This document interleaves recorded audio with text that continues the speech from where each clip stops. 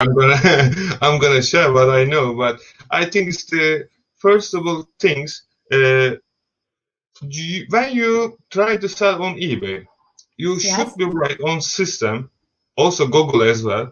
You need to find what you see on eBay straight away. So you want to sell, let's say, pen. So go to eBay and research pen and see what is come first.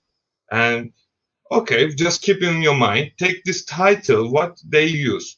So go to Title Builder. There's couple and so many software outside, then you can use it as well. But Title Builder, I think, is now free. So try to find a SEO.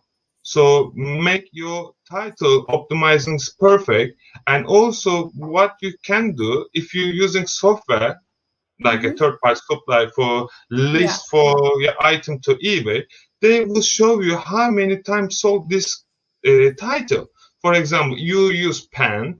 Okay, new pen is they're gonna show new title verse is sold maybe 10,000 times. So you should be use this new keywords on inside your title. So you can list maximum 80 character inside the title. So use it. And also, if you can use it, use subtitle as well.